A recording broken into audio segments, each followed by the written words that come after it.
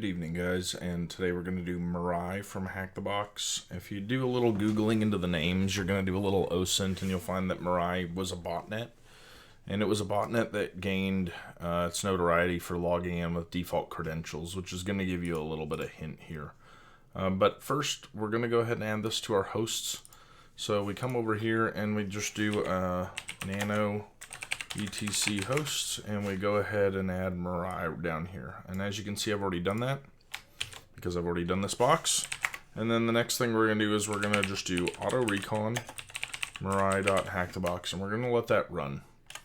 Now once that's done, we'll go into our results folder. We'll go into Mirai scans, and we're going to see just a bunch of stuff here. We're going to go ahead and first take a look at our full TCP nmap. And this is where we start getting this enumeration going. So the first thing you'll see, if you scroll up, is that we've got port 22 running OpenSSH 6.7.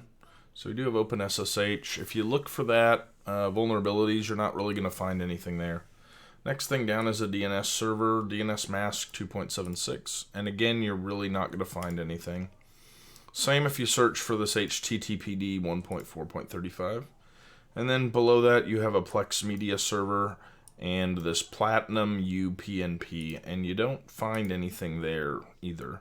In fact, if you Google that Platinum and that version number, you're going to start finding walkthroughs for Mirai just because of how unique it is.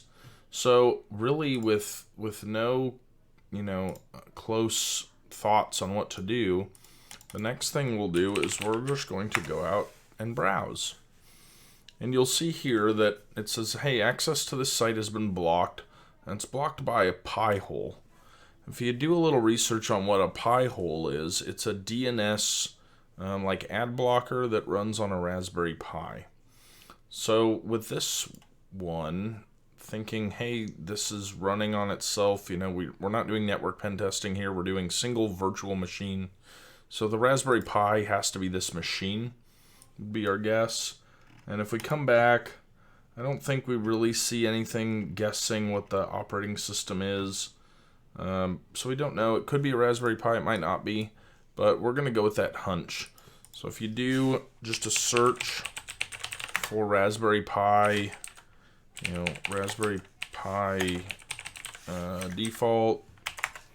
default login, you can see, hey, default username's Pi, password's Raspberry. So maybe we're going to get lucky. So we'll go SSH Pi at Mirai.HackTheBox, and we'll type Raspberry, and hey, we're in. Okay, so there, we're on the machine. This is our foothold. After this, we're not really seeing anything here, but if we go up to our desktop, we see the user flag. So that is our foothold on the machine. Now where to go from here? Well, we have to figure out privilege escalation. So the first thing you do is a sudo tacl. And again, you see here, hey, I can run anything with no password. So that's simple. I do a sudo switch user and I am now root. Okay, so let's find the root flag. Well, if I go to cd/root, I see root.txt. But it says, hey, I lost my original root text. I may have a backup on my USB stick.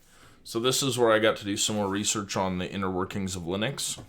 And I found out that, hey, if you're trying to mount a drive, typically SDA in the dev folder is your bootable operating system, your bootable disk. And then SDB would be any extra plugged in device. So if I go to that dev, I can look and I can see, hey, I do have an SDA 1 and a 2, so those are partitions, and I do have an SDB. And normally when those get mounted, they get mounted into a media folder. And if I look at here, it looks like I do have a USB stick mounted. And now I have a lost plus found folder and a dammit.txt. And if I cat dammit.txt, it says, hey, I accidentally deleted your files. Do you know if there's a way to get them back? You can search for ways to undelete files in Linux. You're not going to find anything without installing software, and that's not the goal here. If you go to the lost plus found folder, And you can search, and you're not going to find anything there, and you're not going to find anything here either. So we have to go and say, hey, when files get deleted, they're not gone unless they're overwritten.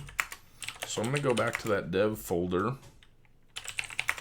I'll clear my screen so we can see up to the top. And if I cat out the SDB file, this is the entire USB stick and what's on memory on it. And you can get the flag just by kind of scrolling through this, because the files haven't been overwritten, they've just been deleted.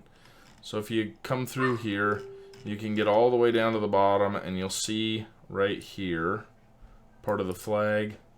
When you try and select it, doesn't work too well, but that is the root flag. I think you can even do a strings SDB, and if I could type well, yeah, there you go, there's the flag.